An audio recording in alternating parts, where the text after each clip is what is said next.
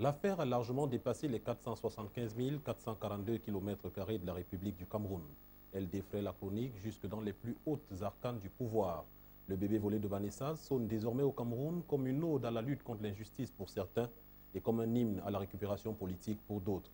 Les récentes mesures du président de la République, limogeant les principaux responsables de l'hôpital gynéco-obstétrique de Yaoundé, ont rajouté de l'huile sur le feu et n'ont pas réussi à accorder les violons. Pour certains, c'est des mesures qui apparaissent comme salutaires et pour d'autres, elles sont tardives et insuffisantes. La récente expulsion de la dite formation hospitalière de Vanessa Tchatchou, Mano Militari, est venue rajouter de l'huile sur le feu sur une situation qui semblait déjà bien compliquée et qui n'en demandait peut-être pas tant. Nous n'avons pas la prétention au cours des 60 minutes que durera cette émission d'établir toute la vérité sur cette affaire, mais nous espérons tout le moins que les échanges entre notre invité et ses contradicteurs apporteront des éclairages supplémentaires dans cette scabreuse affaire. Madame, Monsieur, bonsoir. Merci d'être sur Vox Africa et bienvenue à cette deuxième édition de Recto Verso.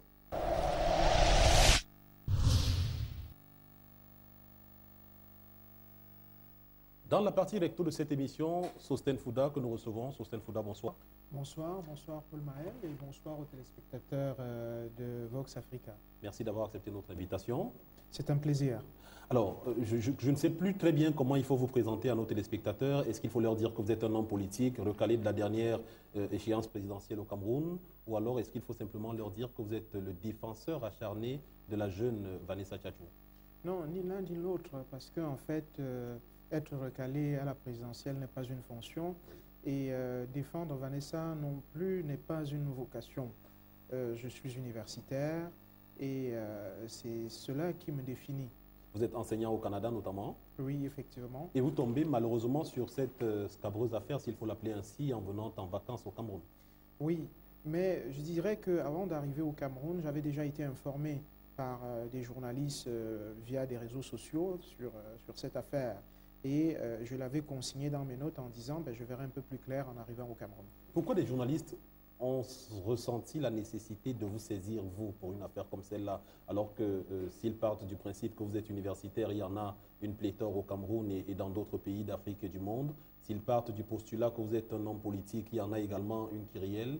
Pourquoi vous avoir choisi, vous, à votre avis? Je pourrais le justifier en disant simplement qu'il y a très peu d'universitaires camerounais qui ont travaillé véritablement sur l'adoption.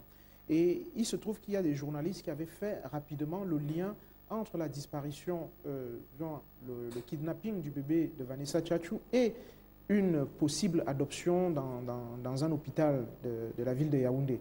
Il se trouve qu'en 2000, j'ai commencé à travailler véritablement sur l'adoption en publiant d'ailleurs un ouvrage, Notion de réussite ou d'échec dans la filiation adoptive. Et en 2007, le gouvernement français m'avait sollicité pour la rédaction en fait, de la nouvelle loi sur les procédures d'adoption en France. Donc j'étais avec d'autres universitaires et c'est peut-être pour cela que j'avais été sollicité. Il se trouve aussi que j'avais travaillé moi-même sur le Cameroun et notamment sur la nouvelle loi parce qu'à l'époque, on pensait pouvoir mettre en place au Cameroun un nouveau code de la famille. Et donc, on nous avait demandé comme ça d'apporter, de faire des propositions et je faisais partie de ces universitaires qui avaient été contactés. Très peu d'universitaires vraiment sur la place camerounaise se sont intéressés à l'adoption. Alors, je sais que vous avez déjà eu plusieurs fois à vous exprimer sur ce sujet, que ce soit sur nos antennes ou sur celles de nos différents confrères. Est-ce que très succinctement, vraiment très brièvement, il est possible que vous nous relatiez les faits, juste les faits? Que s'est-il passé dans cette affaire de bébé volé? Très simple, c'est qu'une jeune fille, Vanessa Tchatchou, âgée de 17 ans, est entrée à l'hôpital gynéco-obstétrique et pédiatrique d'Ongousso, donc c'est dans la capitale du Cameroun. C'était exactement aux environs de 6 heures du matin. Et à 7h43, elle a donné naissance à une petite fille d'un poids certain, enfin d'autres parlent d'un poids de 1,7 kg, voire de 2 kg. Donc, ça, ce qui confirme la thèse de l'accouchement prématuré. Ceux qui, non, vraiment ne confirment pas cette thèse, parce qu'une grossesse de 7 mois, un nourrisson de 7 mois pèse maximalement 1,5 kg. Mais on sait qu'une grossesse à terme, normalement, c'est 9 mois. Donc, si elle a eu le bébé à 7 mois, on peut estimer que c'était quand même prématuré. Là, il n'était pas arrivé à terme. Il n'était pas arrivé à terme, mais je pense que ce bébé avait plus de 7 mois, donc environ 8 mois. Environ 8 mois, d'accord. Oui. Et donc, aux environs de 14h15, une infirmière vient lui annoncer en fait le vol de son bébé. Et tout de suite, les infirmières vont orienter les soupçons en direction de la maman de Vanessa Tchatchou. Et malheureusement, l'affaire va s'emballer, étant donné qu'elle va mettre rapidement en scène deux catégories socio-professionnelles. Donc, on aura d'un côté ce que je peux appeler les instruits, et de l'autre côté, les hommes vraiment de la rue, c'est la dernière catégorie à laquelle, effectivement, appartient Vanessa Tchatchou.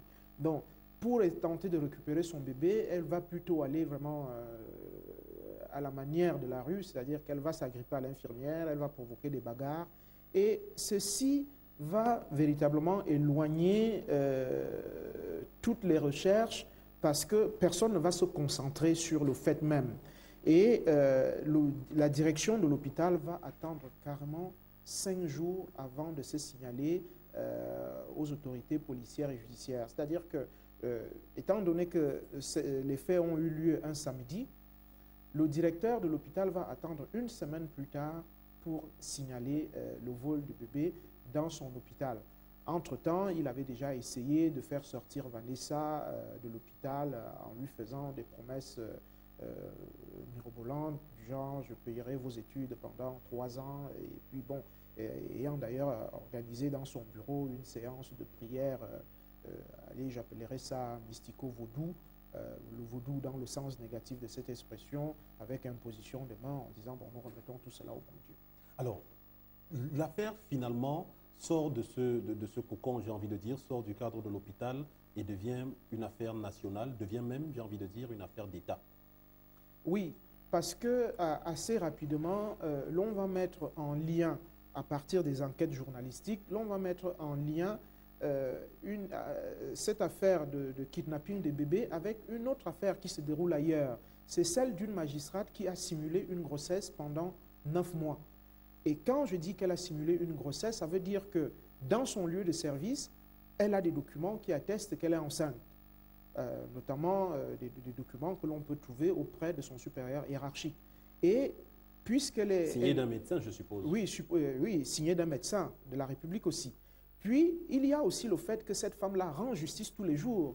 Donc, en fait, ceux qui sont jugés par cette femme-là voient qu'elle est enceinte. Donc, elle simule cette grossesse et à partir du 23 août, elle envoie des SMS à ses collègues, à des amis et connaissances, annonçant qu'elle vient d'être maman d'une charmante petite fille. Si il est établi que cette dame a des documents signés d'un médecin de la République que détient son supérieur hiérarchique qui confirme qu'elle est enceinte, si les personnes qu'elle a jugées pendant ce laps de temps confirment que visiblement elle était enceinte, comment pouvez-vous certifier que c'était une simulation? Tout simplement parce qu'elle est entrée dans une clinique de la place, donc ici à Yaoundé, la polyclinique Tinga, sans aucune publicité, et qu'elle est ressortie de là avec un bébé qui lui-même est venu de l'extérieur.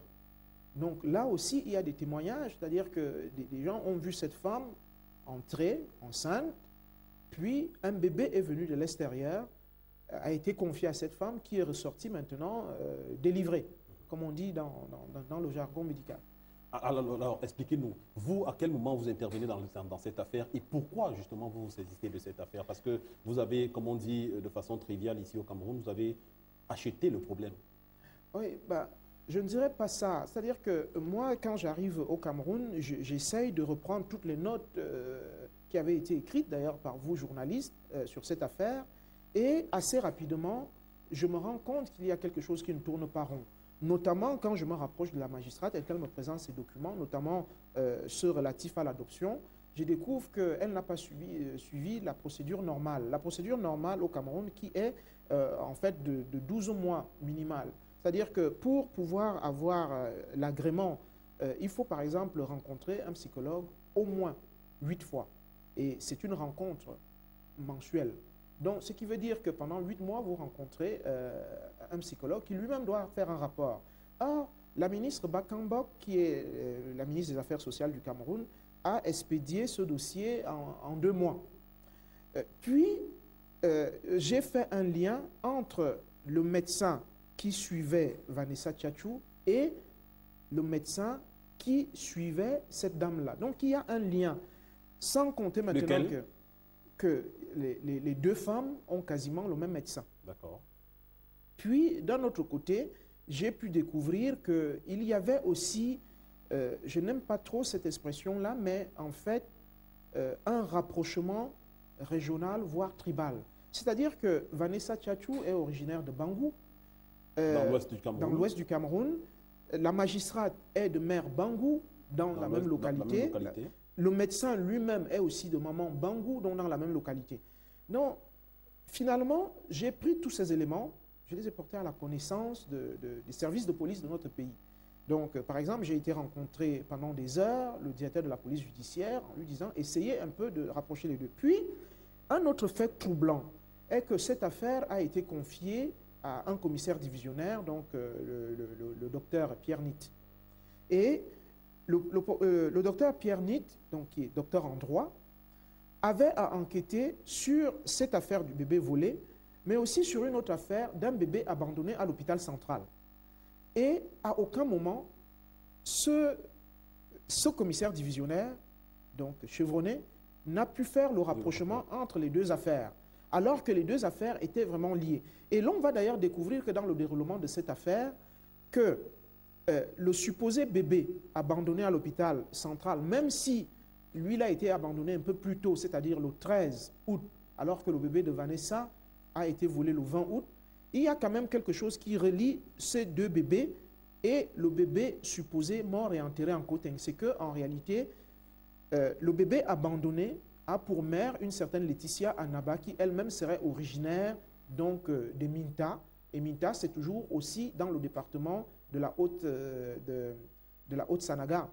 Donc, en réalité, il y a là tous les éléments du puzzle. Il fallait simplement prendre un peu de patience pour le reconstruire. Et en le reconstruisant, nous avons découvert qu'en réalité, le bébé qui est chez la magistrate, que j'ai rencontré à plusieurs reprises, j'ai fait des photos que j'ai confiées d'ailleurs aux autorités camerounaises, que ce bébé est véritablement le bébé de Vanessa. Et d'ailleurs, quelques jours après, l'expertise qui va être faite dans un hôpital lausannois va confirmer effectivement à 99,99% que la magistrate détient un bébé et ce bébé-là est celui de Vanessa Tchatchou. Un de vos contradicteurs viendra tout à l'heure sur le deuxième plateau et vous permettra d'aller un peu plus en profondeur dans ce débat sur les faits. Mais je voudrais juste que nous sortions sur les faits en parlant de toutes les coïncidences et de tout le puzzle que vous avez réussi à rassembler. Est-ce que tous ces éléments, la relation régionale qui existerait entre Vanessa Tchatchou et la magistrate et le médecin et ainsi de suite, ne crédibilisent pas plutôt la thèse selon laquelle il s'agirait d'une entente délictueuse au départ qui a finalement mal tourné pour X ou Y raison? Non, parce qu'en réalité, j'ai rencontré Vanessa, j'ai discuté avec elle pendant des heures. Avant vraiment. Vous êtes quand même au courant de la thèse qui prétend que... Oui, mais cette thèse-là, en fait, elle est développée par qui? Elle est développée par ceux qui veulent, en fait, empêcher le lever du jour. Il y a des gens dans ce pays qui pensent que l'on peut empêcher le soleil de briller.